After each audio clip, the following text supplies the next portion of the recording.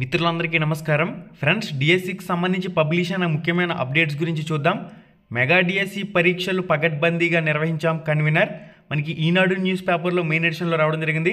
DSC ప్రశ్నపత్రాల leak ట్యాంపరింగ్కు అవకాశం ఇవ్వకుండా computer ఆధారిత పరీక్షలు నిర్వహించినట్లు మెగా డిఎస్సి కన్వీనర్ ఇక్కడ వెల్లడించినట్లు సమాచారం. డిఎస్సి ఆన్లైన్ పరీక్షల్లో తాము జవాబులు గుర్తించినా కొన్నింటికి చుక్కలు వచ్చాయని, బ్లాంక్ ఆప్షన్ వచ్చిందని, కొన్నింటికి జవాబులు పెట్టిన రెస్పాన్స్ షీట్లో అలా కాకుండా మేము ఒక ఆప్షన్ పెడితే ఎగ్జామ్లో రెస్పాన్స్ షీట్లో వేరొక ఆప్షన్ వచ్చిందని కొంతమంది అభ్యర్థులు శుక్రవారం పాఠశాల విద్యాశాఖ డైరెక్టరేట్కు వచ్చారని, ఈ నేపథ్యంలో కన్వీనర్ ఒక ప్రకటన విడుదల చేశారు. ప్రతి అభ్యర్థి ఎంపిక చేసుకున్న సమాధానం స్క్రీన్పై హైలైట్ అవుతుందని, కన్ఫామ్ చేశాకే నమోదవుతుందన్నారు. పరీక్ష సమయంలో ఆడిట్ సిస్టంలో నమోదవుతుందని తెలిపారు. నార్మలైజేషన్ శాస్త్రీయ విధానంలో నిర్వహించామని, పరీక్ష కేంద్రాల ఎంపికలో అన్ని ప్రమాణాలను కట్టుదిట్టంగా పాటించామని పేర్కొన్నారు. ఇది మనకి ఈనాడు న్యూస్ పేపర్లో వచ్చిన ఈరోజు ఆర్టికల్. మనకి నెక్స్ట్ అప్డేట్ వచ్చేసరికి ఎయిడెడ్ పోస్టుల భర్తీలో అక్రమాలకు చెక్, ఇకపై సిబిటి ద్వారా భర్తీ, ఇంటర్వ్యూలు పూర్తిగా రద్దు, సవరణకు నిబంధనలు విడుదల అంటూ కూడా మనకి ఇన్ఫర్మేషన్లో రావడం జరిగింది. మెయిన్గా మనం చూసినట్లయితే ఆంధ్రజ్యోతి న్యూస్ పేపర్లో మెయిన్ ఎడిషన్లో మనకి ఆర్టికల్ అయితే పబ్లిష్ చేశారు. ఎయిడెడ్ పాఠశాలల్లో పోస్టుల భర్తీ ప్రక్రియలో జరుగుతున్న అక్రమాలకు చెక్ పెట్టేలా ప్రభుత్వం కీలక మార్పులు చేసింది. నాన్ మైనారిటీ ప్రైవేటు విద్యా సంస్థల్లో ఎయిడెడ్ పోస్టుల భర్తీ ఇకపై కంప్యూటర్ బేస్డ్ టెస్ట్ సిబిటి ఆధారంగా మాత్రమే చేపట్టాలని, ఇంటర్వ్యూలు ఉండవని స్పష్టం చేసింది. ఈ మేరకు నిబంధనలను సవరిస్తూ పాఠశాల విద్యాశాఖ ఇక్కడ ఒక ఉత్తర్వునైతే జారీ చేసినట్లు సమాచారం. సవరించిన నిబంధనల ప్రకారం 100 మార్కులకి సిబిటి పరీక్ష జరుగుతుందని, దీనిలో 80 మార్కులకి సిబిటి, అదేవిధంగా 20 మార్కులకి టెట్ వెయిటేజీ ఇస్తారని, ప్రస్తుతం ఎయిడెడ్ విద్యా సంస్థల్లో పనిచేస్తున్న వారికి ఏడాదికి 1/2 మార్కు చొప్పున 10 ఏండ్లకు గరిష్టంగా 5 మార్కులు కేటాయిస్తారని, పోస్టుల భర్తీలో ఇంటర్వ్యూలు ఉండవని, బోధనేతర సిబ్బంది నియామకాలకు స్టాఫ్ సెలక్షన్ కమిటీ నిర్వహించే పరీక్ష రాయాల్సి ఉంటుందని, అన్ని ఖాళీలను పత్రికా ప్రకటన ద్వారా ప్రచారం చేయాలి, అయితే ఆ జిల్లాలో ఎక్కడైనా ఎయిడెడ్ మిగులు పోస్టులు లేవని నిర్ధారించవలసి ఉంటుంది. ఒకవేళ ఎక్కడైనా మిగులు పోస్టులు ఉంటే ఆ ఖాళీల్లో సర్దుబాటు చేస్తారు. పోస్టుల భర్తీ ఖచ్చితంగా అధీకృత అథారిటీ అనుమతి పొందాలని నిబంధనల్లో పేర్కొన్నారు. డిఎస్సి తరహాలోనే మెరిట్ కమ్ రాష్ట్ర విధానంలో ఉంటుందని చెప్పేసి కూడా ఇక్కడ ఒక పాయింట్లో మెన్షన్ చేస్తున్నారు. Staff selection committee, non minority పాఠశాలల్లో పోస్టుల భర్తీ ప్రక్రియ స్టాఫ్ సెలక్షన్ కమిటీ ఆధ్వర్యంలో నిర్వహిస్తారు. ఈ కమిటీలో ఎడ్యుకేషనల్ ఏజెన్సీ అధ్యక్షుడు లేదా నామినీ, విద్యా సంస్థ హెచ్ఎం, డిఓ ఆమోదించిన 2 సబ్జెక్ట్ నిపుణులు, డివైఈఓ ర్యాంకుకు తక్కువ కాని ఒక విద్యాశాఖ అధికారి ఉంటారు. వీటిలో ఒకరు చైర్మన్గా వ్యవహరిస్తారంటూ ఇది స్టాఫ్ సెలక్షన్ కమిటీకి సంబంధించిన ఇన్ఫర్మేషన్లో పబ్లిష్ చేస్తున్నారు. ఇది గైస్ ఓవరాల్గా మనం చూసినట్లయితే ఎయిడెడ్ పోస్టుల భర్తీకి సంబంధించి కొత్త మార్గదర్శకాలు అయితే విడుదలైనట్లు మనకి స్పష్టమవుతుంది. దీనికి అనుగుణంగా నెక్స్ట్ పోస్టుల భర్తీ అయితే జరుగుతుంది. నెక్స్ట్ అప్డేట్ వచ్చేసరికి అపోహలకు తావులేదు డిఎస్సి కన్వీనర్ అంటూ కూడా మనకు ఒక అప్డేట్లో పబ్లిష్ చేస్తున్నారు. పరీక్ష సమయంలో ప్రతి చర్య సెకండ్ టు సెకండ్ నమోదవుతుందన్నారు. 3,36,000 మంది అభ్యర్థులకు గాను 5,77,000 మంది ఇక్కడ దరఖాస్తులు అయితే సమర్పించారని, మొత్తంగా 69 రకాల పోస్టులకు సంబంధించిన పరీక్షలు జరిగాయని పేర్కొన్నారు. సోషల్ మీడియా వేదికగా వస్తున్న అవాస్తవాలను నమ్మొద్దని ఇక్కడ వివరించారు. దీనికి సంబంధించిన సమాచారం అయితే ఇక్కడ మీరు స్క్రీన్ మీద చెక్ చేయొచ్చు.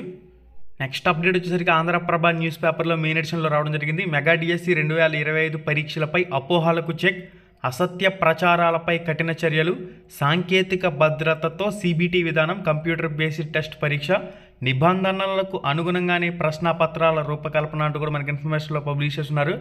రాష్ట్ర ప్రభుత్వం ప్రతిష్టాత్మకంగా నిర్వహించిన డిఎస్సి పరీక్షలను పూర్తిగా షెడ్యూల్ ప్రకారం సాంకేతిక భద్రత, పారదర్శకతతో విజయవంతంగా జరిగాయని, అయితే సోషల్ మీడియా వేదికగా అభ్యర్థులు తప్పుదోవ పట్టించేలా కొంతమంది వ్యక్తులు వదంతులు వ్యాప్తి చేస్తున్నారని, ఆందోళనకు గురి చేస్తూ వారి భావోద్వేగాలను దెబ్బతీసే ప్రయత్నం చేస్తున్నారని, ఇటువంటి ప్రచారాలను నమ్మద్దని, అసత్య వదంతులని సృష్టించి వ్యాప్తి చేసే వారిపై క్రిమినల్ చర్యలు తీసుకుంటామని మెగా డిఎస్సి కన్వీనర్ హెచ్చరించినట్లు ఇక్కడ మనకి ఇన్ఫర్మేషన్లో పబ్లిష్ చేస్తున్నారు. డిఎస్సి 2019 అంటే మనకి గత 2018లో టెట్కమ్ టీఆర్టీ నిర్వహించేటప్పుడు నార్మలైజేషన్ ఉందని చెప్పేసి ఇక్కడ మనకి రాసున్నారు పేపర్లో. కానీ గత 2018 డిఎస్సిలో ఎటువంటి నార్మలైజేషన్ విధానం అనేది అమలు చేయలేదు. ఈ విషయాన్ని మెయిన్గా గమనించాలి. నెక్స్ట్ ఆగస్ట్ 2022, ఫిబ్రవరి 2024కు సంబంధించిన టెట్ పరీక్షలు ఏవైతే జరిగాయో అప్పుడైతే నార్మలైజేషన్ విధానాన్ని అయితే అమలు చేయడం జరిగింది. అందరూ కూడా గమనించారు ఎంతెంత డిఫరెన్స్లు వచ్చాయనేది. టెట్లో మనకి దాదాపుగా 2022 టెట్ జరిగేటప్పుడు 15 మార్కులు, అదేవిధంగా 20 మార్కులు, 22 మార్కుల వరకు కూడా వ్యత్యాసం అయితే చూసాం. తర్వాత 2024 టెట్ టైంలో వ్యత్యాసం అనేది 15-10కి తగ్గింది. మరి ఇప్పుడు డిఎస్సిలో అంత భారీగా వ్యత్యాసాలు అయితే ఉండవు. అభ్యర్థులందరూ కూడా ఈ విషయాన్ని గమనించాలి. మనకి ఎస్జిటికి సంబంధించి ఒక 4-5 మార్కుల వ్యత్యాసం చూసే అవకాశం కూడా లేకపోలేదు. స్కూల్ అసిస్టెంట్ విషయానికి వచ్చినట్లయితే నార్మలైజేషన్ తర్వాత 1-2 మార్కులు అనేవి చేంజెస్ రావడం ఇటువంటి అవకాశం కూడా ఉంది. కాబట్టి ఇంకా మనకి ఇప్పటికైతే రెస్పాన్స్ షీట్లో వచ్చిన మార్కులు మీ టెట్ వెయిటేజీ కలుపుకుని అది ఫైనల్ అయితే కాదు, ఫైనల్ నార్మలైజేషన్తో వచ్చిన రిజల్ట్ మాత్రమే ఫైనల్ అవుతుంది. సింగిల్ షిఫ్ట్కి మినహా మిగిలిన అందరికీ కూడా నార్మలైజేషన్ అనేది అప్లై చేయడం జరుగుతుంది. ఇంగ్లీష్ ప్రొఫిషియన్సీ టెస్ట్ కూడా రకరకాల షిఫ్ట్లో జరిగింది కాబట్టి ఇంగ్లీష్ ప్రొఫిషియన్సీ టెస్ట్ కూడా నార్మలైజేషన్ అయితే అప్లై చేయడం జరుగుతుంది. ఎస్జిటీలకి 10 షిఫ్ట్లలో పరీక్ష జరిగింది, వాళ్ళకు కూడా కంపల్సరీగా నార్మలైజేషన్ అయితే అప్లై చేస్తారు 10 షిఫ్ట్లకి కూడా. స్కూల్ అసిస్టెంట్ సోషల్ అభ్యర్థులకైతే 3 షిఫ్ట్లలో పరీక్ష జరిగింది, వాళ్ళు కూడా నార్మలైజేషన్ అయితే అప్లై చేయడం జరుగుతుంది. ఎవరికైతే సింగిల్ షిఫ్ట్లో పరీక్ష జరిగిందో వాళ్ళకి ఎటువంటి నార్మలైజేషన్ అనేది ఉండదు. డైరెక్ట్గా వచ్చిన మార్కులు, కీలో మార్కులు, ఫైనల్ కీలో వచ్చిన మార్కులు ప్లస్ టెట్ వెయిటేజీ కలుపుకుని ఫైనల్గా నార్మలైజేషన్ తర్వాత ఫలితాలు అనేవి వస్తాయి. మనకి జూలై 12వ తారీఖు అంటే ఈ రోజుతోనే కీ అబ్జెక్షన్ల ప్రాసెస్ కూడా కంప్లీట్ అయిపోతుంది. కాబట్టి ఎవరైనా కీ అబ్జెక్షన్లు పెట్టాలంటే ఏపీడిఎస్సి అఫీషియల్ వెబ్సైట్లో క్యాండిడేట్ లాగిన్ దగ్గర మనకి కీ అబ్జెక్షన్ ఆప్షన్ అయితే ఉంది. ఈరోజు జూలై 12వ తారీఖు, ఈ రోజుతో కీ అబ్జెక్షన్ల ప్రాసెస్ కూడా కంప్లీట్ అవుతుంది. తర్వాత ఒక వారం రోజుల పాటు కీ అబ్జెక్షన్లు పరిశీలన చేసిన ఫైనల్కి ఇస్తారు. ఫైనల్కి ఇచ్చిన ఒక వారం రోజుల సమయం నార్మలైజేషన్కి ఈ ప్రాసెస్ రిజల్ట్ ప్రాసెస్ అంతా ఉన్నప్పటికీ ఫైనల్ రిజల్ట్ అనేది మనకి ఈ జూలై ఎండింగ్ నాటికి కానీ ఎట్టి పరిస్థితుల్లో మిస్ అయిందంటే ఆగస్ట్ ఫస్ట్ వీక్లో ఫలితాలు అనేవి ఎక్స్పెక్ట్ చేయొచ్చు.